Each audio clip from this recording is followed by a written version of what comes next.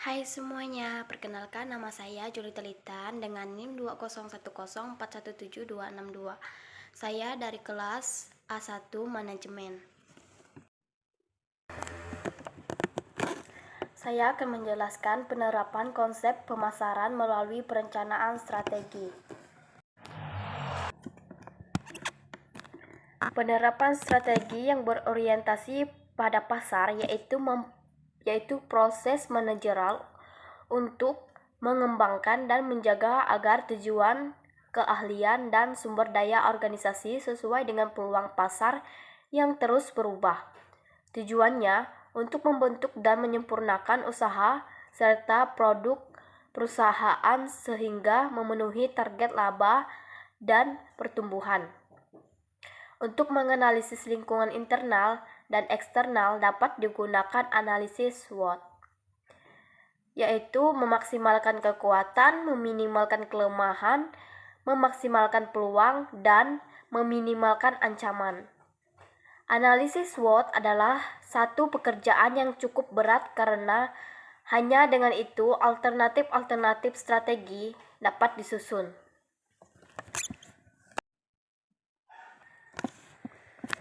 Ada 4 strategi yang tampil dari hasil analisis SWOT, antara lain yang pertama strategi SO, yang kedua strategi WO, yang ketiga strategi ST, dan yang keempat strategi WT. Di mana strategi yang pertama ini yaitu strategi SO biasanya dipakai untuk menarik keuntungan dari peluang yang tersedia dalam lingkungan eksternal. Dan sedangkan yang kedua, strategi WO ini bertujuan untuk memperbaiki kelemahan internal dengan memanfaatkan peluang dari lingkungan luar. Dan yang ketiga, strategi ST akan digunakan oleh organisasi untuk menghindari, paling tidak memperkecil dampak dari ancaman yang datang dari luar. Sedangkan yang terakhir, strategi WT adalah taktik pertahanan yang diarahkan pada usaha memperkecil kelemahan internal dan menghindari ancaman eksternal.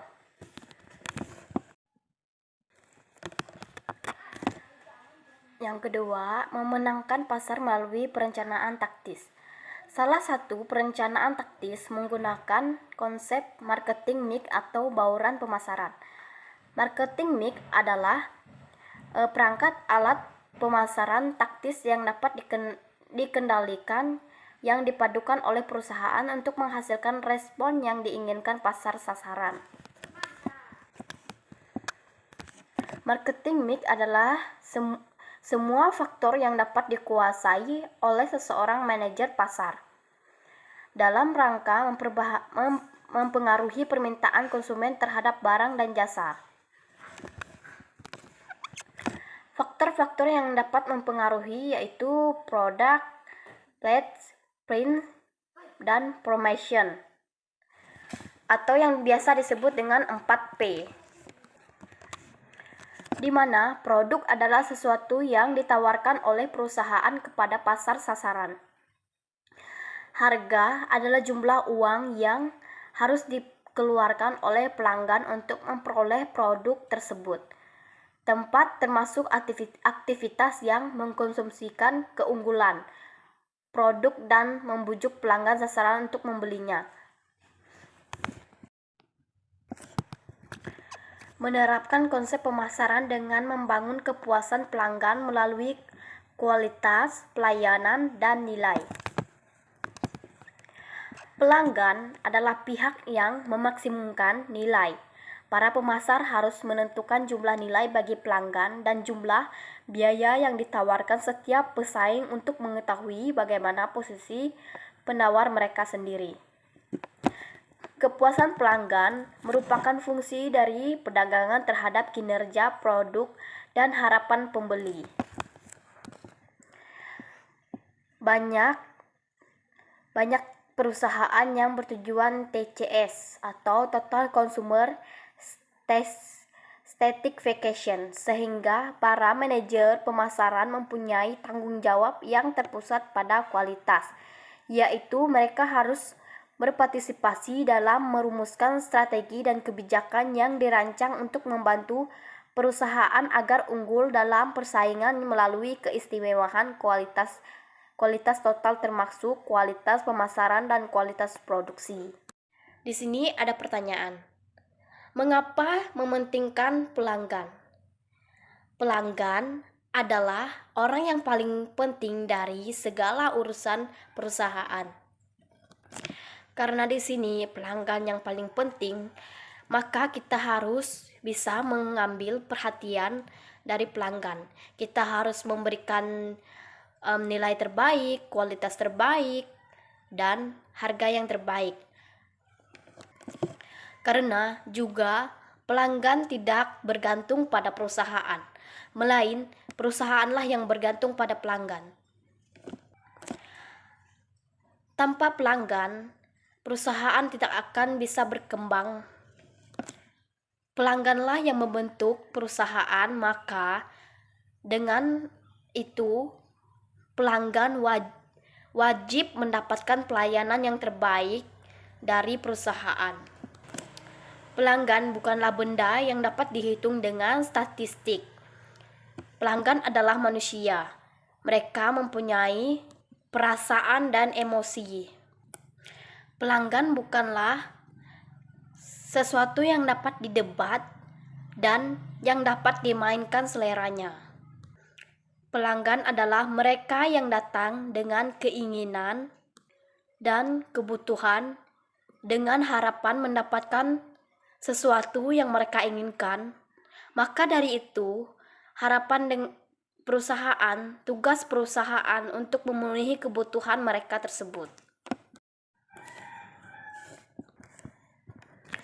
Bagaimana mengetahui, mengukur, atau membantu kepuasan pelanggan? Ada beberapa metode yang dapat digunakan, antara lain yang pertama, sistem keluhan dan saran. Contoh, menyediakan kotak saran dan keluhan, kartu komentar, consumer hotline. 2. Survei kepuasan pelanggan. Contoh, dengan customer baik dikirim lewat pos ataupun diberikan pada saat pelanggan berbelanja. Pembicara secara pribadi lewat telepon atau wawancara langsung. Lost consumer analysis. Perusahaan menghubungi para pelayan yang telah berhenti membeli dari perusahaan atau mereka yang telah beralih ke pesaing. Yang keempat, ghost shopping. Perusahaan menggunakan ghost shopping untuk mengamati kekuatan dan kelemahan produk serta pelayanan perusahaan dan pesaing. Yang kelima, sales relate metode. Kepuasan pelanggan diukur dengan kriteria pertumbuhan penjualan, pangsa pasang pasar, dan rasio pembelian ulang. Dan keenam, customer panel. Perusahaan membentuk panel pelanggan yang nantinya dijadikan sampel secara berkala untuk mengetahui apa yang mereka rasakan dari perusahaan dan semua pelayanan perusahaan. Perusahaan perlu memperhatikan kepuasan pelanggan karena banyak manfaat yang dapat diambil perusahaan, antara lain. Yang pertama, reputasi. Reputasi perusahaan semakin positif di mata masyarakat pada umumnya dan pelanggan pada khususnya. Dan yang kedua, dapat mendorong terciptanya loyalitas pelanggan. Yang ketiga, memungkinkan terciptanya rekomendasi dari mulut ke mulut atau word of mouth yang menguntungkan bagi perusahaan, sehingga semakin banyak orang yang membeli dan menggunakan produk tersebut.